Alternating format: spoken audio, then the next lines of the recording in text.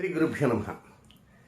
కన్యారాశి జాతకులకి 2024 ఆగస్టు 1వ తేదీ గురువారంతో ప్రారంభమై 10వ తేదీ శనివారంతో అంతమయ్యేటువంటి తొలి 10 రోజులలో ఫలితాలు, సూచనలు, సలహాలు క్లుప్తంగా 3 పాయింట్లలో తెలియజేయబోతున్నాను. ఇక మొదటి పాయింట్కి వస్తే 1వ తేదీ ఉదయం నుంచి 5వ తేదీ మధ్యాహ్నం 3:21 వరకు ఉన్నటువంటి సమయం అంతా కూడా అత్యంత అనుకూలంగా ఉంటుంది. లైఫ్ అడ్మినిస్ట్రేషన్లో కొత్త మెరుగులు దిద్దుతుంటారు. లాభస్థానం చాలా బలీయంగా ఉంటుంది. అంతకుముందున్న దానికంటే కూడా కొంత మెరుగైనటువంటి అవకాశాలు వచ్చే స్థితిగా ఉంటున్నాయి. కొత్త ఆశలు చిగురుస్తుంటాయి. కొత్త లాభస్థానంలో కొత్త నిర్ణయాలు లాభస్థానంలో తీసుకుంటారు. అంటే లాభం ఒక స్థాయి నుంచి వస్తుంటే ఆ లాభం ఆ స్థాయి నుంచి కాకుండా మరేదైనా ఇతర స్థాయిలో లాభం ఉన్నదా అనేటువంటి దిశలో కూడా ఆలోచనలు చాలా వేగంగా వస్తుంటాయి. దాంతోపాటు పావులు కూడా చాలా వేగంగా కదుపుతుంటారు. దీనివలన మీ లైఫ్ అడ్మినిస్ట్రేషన్ కూడా 3 పువ్వులు 6 కాయలుగా విజృంభిస్తుంటుంది అనమాట. అంత గొప్పగా ఆలోచనలు ఉంటాయి. లబ్ధి స్థానం ఒక్కోసారి స్పెక్యులేషన్ మాత్రం కొంచెం తక్కువగానే ఉంటుంది. కానీ ఇతర ఆలోచనలు కానీ మీ వ్యాపార యొక్క స్థితిగతుల్లో కానీ లేక ఉద్యోగ విషయంలో కావచ్చు, ఇతర రంగాల నుంచి వచ్చేటువంటి ఆదాయ వనరుల్లో కావచ్చు, కాంట్రాక్ట్ రంగాల్లో కావచ్చు, ఎక్కడైనా కూడా లాభస్థానం గతం కంటే ద్విగుణీకృతమయ్యే విధంగా పావులు కదుపుతుంటారు. 2, 3, 4 తారీఖులో మాత్రం విశేషంగా లబ్ధి బాగా ఉంటుంది. ముఖ్యంగా 4వ తేదీ ఆ రోజే ఆదివారం, అమావాస్య, రవి పుష్యయోగం. రవి పుష్యమి అంటే ఆదివారం నాడు పుష్యమి నక్షత్రం వస్తే దాన్ని రవి పుష్యమి అంటారు. కనుక ఆదివారం పుష్యమి నక్షత్రం మధ్యాహ్నం 1:26 వరకు మాత్రమే ఉంది. కనుక ఈ రవి పుష్యమి అనేది ఒక్క వివాహానికి సంబంధించినది మాత్రం కానే కాదు. అదర్ దాన్ మ్యారేజెస్, వివాహ నిర్ణయాలు కాకుండా వివాహానికి సంబంధించినటువంటి అంశాలకు ప్రాధాన్యత ఇవ్వకుండా అదర్ దాన్ మ్యారేజెస్ ఏవైతే ఉంటాయో అలాంటి వాటి మీద మీరు కొత్త ఆలోచనలు చేయొచ్చు, కొత్త కొనుగోలు చేయొచ్చు, కొత్త రకంగా ప్రారంభాలు చేయొచ్చు, ప్రణాళికలు సిద్ధం చేయవచ్చు, కొత్త నిర్ణయాల వైపు శ్రీకారం చుట్టవచ్చు. ఏదైనా సరే కొత్తదనం తెచ్చే విధంగా ఉండొచ్చు.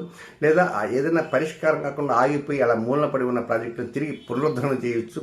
ఏదైనా ఆదివారం మధ్యాహ్నం 1:26 వరకు రవి పుష్య యోగం ఉంది కనుక దాని ఒక మంచి రోజుగా మీరు గమనించి ప్రారంభం చేయవచ్చు. ఇక 2వ పాయింట్కి వస్తే 5వ తేదీ మధ్యాహ్నం 3:21 ప్రారంభమై 8వ తేదీ అర్ధరాత్రి దాటిన తర్వాత 9వ తేదీ ఉదయం వరకు అనుకోండి. అంటే 5వ తేదీ మధ్యాహ్నం నుంచి 6వ తేదీ, 7వ తేదీ, 8వ తేదీ 3 ఫుల్ డేస్ ఉంటాయి అన్నమాట. ఈ 3 ఫుల్ డేస్ ఎలా ఉంటాయంటే ఖర్చు భాగం దండిగా ఉంటుంది. మీరు ఊహించిన దానికంటే ఖర్చు అధికంగా ఉంటుంది. అబ్బా 1వ తారీఖు, 2వ తారీఖు, 3వ తారీఖు, 4వ తారీఖు ఊపేసింది కదా అనుకోవచ్చు. కానీ ఇప్పుడు దానికంటే అదనంగా ఊపుతుంది డబ్బుల విషయంలో. సో ఈ ఖర్చు 6, 7, 8 ఈ 3 రోజుల్లో కూడా ఖర్చు ఎక్కువ ఉంటుంది. ఒక్కోసారి చేసే పని కూడా సడన్గా బ్రేక్ పడిపోయే అవకాశాలు ఉంటాయి. ఇది ఎక్కడ బ్రేక్ పడిందని అంతు పట్టదు. అది ఎక్కడ ఉందా, టెక్నికల్గా ఫాల్ట్స్ వచ్చి పని ఆగవచ్చు. సెల్ ఫోన్ ఉంది, ఉన్న పరంగా అది సమయానికి కనపడదు, మ్యూట్లో ఉంటుంది. అర్జెంటుగా దానికోసం ఒక 1 అవర్ వెతుకుతారు. ఎక్కడో సోఫా మధ్యలో ఎక్కడ పడిపోతుంటుంది. దీనివల్ల ఏమవుతుంది, సమయం వృధా అయిపోతుంది. ముఖ్యమైన ప్రోగ్రాం వెళ్ళడానికి అవకాశాలు లేక ఆ ప్రోగ్రాం వాయిదా పడేటువంటి అవకాశాలు కూడా వస్తుంటాయి. అలాగే కార్ కీస్ సమయానికి ఎక్కడో పెట్టేస్తారు, మర్చిపోతారు. దీనివల్ల కూడా వృధా అవుతుంటుంది. అలాగే షేర్ మార్కెట్ మీద మాత్రం విజృంభించకూడదు. అది చాచి చెంపకాయ కొట్టినట్టు ఉంటుంది. కనుక దాని జోలికి మాత్రం వెళ్ళకూడదు. ముఖ్యమైన కార్యక్రమాలు ఏదైనా ఉన్నా కూడా ఆ కార్యక్రమాలు లబ్ధి ఏదో గొప్పగా వస్తే మాత్రం ఊహించవద్దు. ఏదో సాదా సీదాగా మాత్రమే లబ్ధి ఉంటుంది తప్ప అత్యంత అద్భుతంగా లబ్ధి మాత్రం ఉండదని మాత్రం గుర్తుంచుకోండి.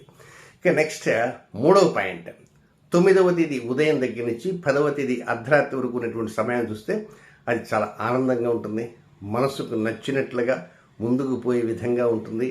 ఒక్కోసారి మీ నిర్ణయాలు, మీ మనోభావాలు, మీ ఆంతరిక ఆలోచనలు అవన్నీ కూడా చాలా బాగుంటాయి అన్నమాట.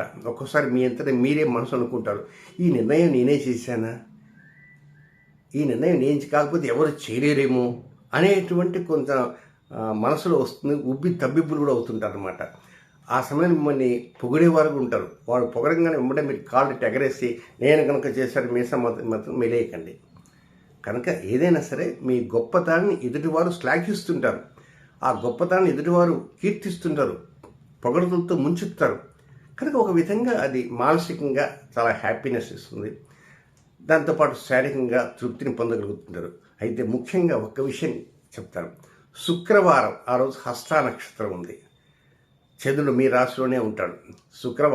శుక్రవారానికి వారాధిపతి శుక్రుడు, హస్త నక్షత్రానికి అధిపతి చంద్రుడు. ఈ శుక్రుడికి చంద్రుడికి పొసగదు వ్యవహారం. కనుక ఒక్కోసారి మీరు ఏదో గోల్ సాధించాలని ఒక కారు కొనాలనో, లేకపోతే ఒక బంగారం కొనాలనో, లేకపోతే ఇంకేదైనా సరే కొంచెం తారాస్థాయిలో ఉండేటువంటి వ్యక్తుల్ని పరిచయం చేసుకొని వాళ్ళతో ఏదైనా ముఖాముఖి మాట్లాడదామనో, లేకపోతే అంతకుముందు ఎవరైనా కనుక వివాహ సంబంధ అంశాలు కనుక రమ్మంటే మీరు పోవాలని ఉద్దేశం, ఇవన్నీ ఉన్నాయనుకోండి. అలాంటి సమయాల్లో మీరు వీలైనంత వరకు కొంత జాగ్రత్తగా ఉండాలి సుమా. ఇప్పుడు 9వ తారీఖు, ముఖ్యంగా 9వ తేదీ రాహుకాలం 10:30-12. ఈ రాహుకాలంలో వీలైనంత వరకు నాకు నేనే సాటి, నాకెవరూ సాటి కాదు అనేటువంటి మాటల జోలికి మాత్రం వెళ్ళకూడదు. ఎవరన్నా ఆ సమయంలో కొంచెం మిమ్మల్ని గొప్పగా పడితే నా దేవుందండి అంతా భగవంతుడు దయండి అని ఆ విధంగా చెప్పాలి. అంతే తప్ప నాదే గ్రేట్, నేను లేకపోతే అది లేదు అన్నట్టుగా మాట్లాడకూడదు. ముఖ్యంగా ఆ రోజు ఏమిటంటే కొంతవరకు శృంగార సంబంధ అంశాలు కావచ్చు, లేకపోతే ప్రేమ సంబంధ అంశాలు కావచ్చు, ఇలాంటి వాటిపైన ఎక్కువ దృష్టి మాత్రం ఉండటము చాలా ఉత్తమోత్తమైనటువంటి అంశం మాత్రం గుర్తుంచుకోవాలి. టోటల్ డే కాకపోయినా కనీసం రాహుకాల సమయంలో అయినా సరే అలాంటి వాటి మీద మీ యొక్క మనస్సుని ఉంచకుండా, మీ మనసును వాటి మీద ఉంచారనుకోండి బలైపోతారు. కొంత ఎవరన్నా యంగ్స్టర్స్ ఉంటే వాడు ప్రేమ దోమ ఏదో ఉంటారు. కనుక ఆ సమయంలో ఏదైనా ఫోన్ కాల్ వస్తుంది, ఫోన్ కాల్ రాగానే వెంటనే మీరు రియాక్ట్ కాకూడదు.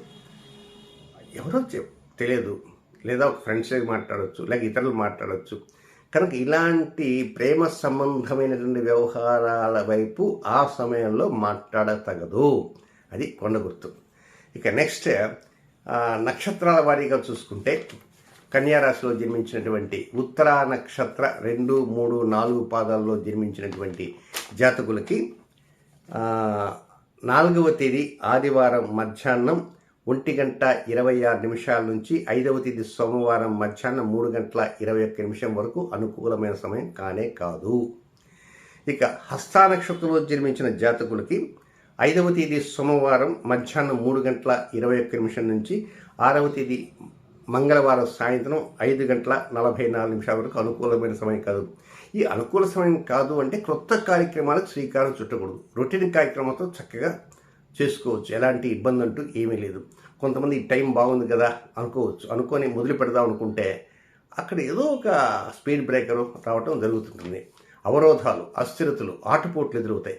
కనుక రొటీన్ కార్యక్రమం మాత్రం చేసుకోండి. ఇక చిత్రా నక్షత్ర 1, 2 పాదాల్లో జన్మించినటువంటి కన్యారాశి జాతకులు 6వ తేదీ మంగళవారం సాయంత్రం 5:44 నుంచి 7వ తేదీ బుధవారం రాత్రి 8:30 వరకు వారికి కూడా అనుకూలమైనటువంటి సమయం కానే కాదు. సో బాగా గుర్తుంచుకోవాల్సింది ఏమిటంటే ఈ 10 రోజుల్లో 4వ తేదీ రవిపుష్య యోగం కారణంగా ఆ రోజున చక్కగా నిర్ణయాలు తీసుకోవచ్చు. ఇక 2వది 9వ తేదీ శుక్రవారం. ఆ శుక్రవారం రోజు కూడా లేనంతవరకు కొంత ఇందాక చెప్పాను కదా పాయింట్, కనుక ఆ పాయింట్ ప్రకారంగా జాగ్రత్తగా రాహుకాలంలో పావులు కదపడానికి ప్రయత్నం అంటూ చేయండి. శుభం.